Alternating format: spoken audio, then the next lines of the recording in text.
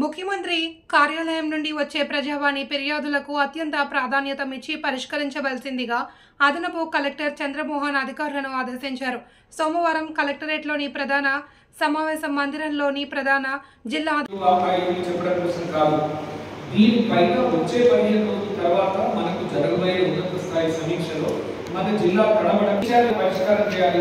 లేదు దీన్ని పరిష్కారం చేయవలసిన డివిజన్ స్థాయి లేదంటే మండల స్థాయి అధికారి సెలవులో ఉంటారు, పక్కన ఉండే దానికి ఇన్ఛార్జి బాధ్యులు ఎవరైతే ఉంటారో వారి కూడా పరిష్కారం చేయాలి. మొత్తం మీద వీటిపైన చాలా సీరియస్ గా మనం రెస్పాండ్ అవ్వాలి. గవర్నమెంట్ కి 2 అంశాలపైన కావాలి.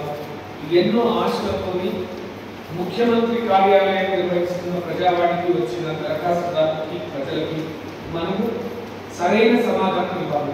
ఈ శాఖ పరంగా ఈ శాఖ తరఫున మీరు పెట్టుకున్న దరఖాస్తును నేను పరిశీలించడమైనది ఈ రకమైన చర్య తీసుకున్నాం.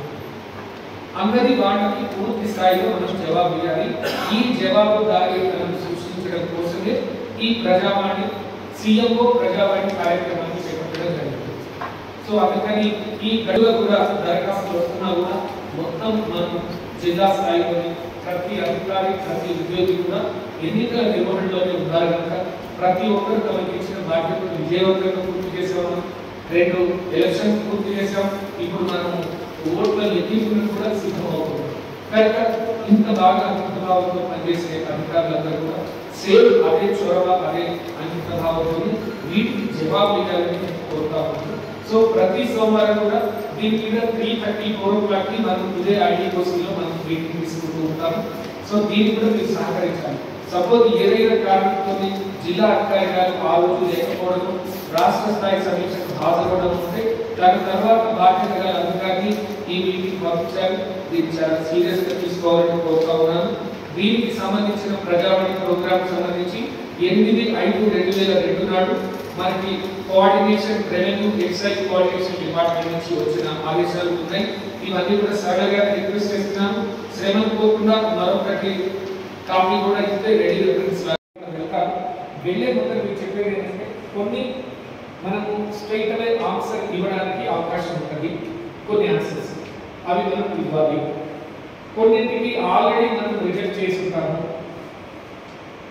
రిమార్క్స్ అంటే శాఖాపరమైన మన యొక్క ఫైండింగ్స్ ఏమున్నాయి, మనం మన ఎంక్వైరీలో మనం కనుగొన్న దాని ప్రకారం మన క్షేత్రస్థాయి వాస్తవాలు కూడా మనం మదింపు వేసుకుంటే ఈ దరఖాస్తుదారు పెట్టుకున్న దరఖాస్తు సహేతుకమైగా దీనికి మనం పరిష్కారం చేయగలుగుతామా లేదంటే ఇదివరకు ఇచ్చిన అటాచ్మెంటే సరిపోతుందా అన్నది ఒకసారి పరీక్ష చూసుకొని మీరు సాటిస్ఫై అయిన తర్వాత సంతృప్తి చెందిన తర్వాత దాన్ని మీరు అకార్డింగ్లీ డిస్పోజ్ చేయాలి. సో మనకి ఏమడుగుతున్నారు, కొన్ని లాగిన్స్ కూడా క్రియేట్ చేయమని చెప్పి ఇచ్చారు. సో అన్ని శాఖలకి లాగిన్స్ కూడా వస్తాయని అనుకుంటున్నాను. దానికి సంబంధించిన వివరాలు మన హెచ్ పర్యవేక్షకులు సరళ గారు అలాగే ఈటీఎం ప్రవీణ్ గారు మనకి కూడా అందజేస్తారు. మీకు ఈ విషయంలో కూడా ఏదైనా టెక్నికల్ ఆర్ అదర్వైజ్ ఏదైనా మద్దతు సపోర్ట్ మనకి కావాలి అనుకుంటే ఈ కలెక్టర్ కార్యాలయం ఈ ఐడిఓసి కార్యాలయంలో ఉన్న మన కలెక్టరేట్ నుంచి మీకు తప్పకుండా ఈ సహాయాన్ని అందించడం జరుగుతుంది. సో ఇందాక అనుకున్నట్టుగా సానుకూలమైన సమాధానాలు ఇవి ఇచ్చేది ఇచ్చేసేయండి. లేదు ఇదివరకే సపోజ్ రెవెన్యూ ఇష్యూస్ కొందాం.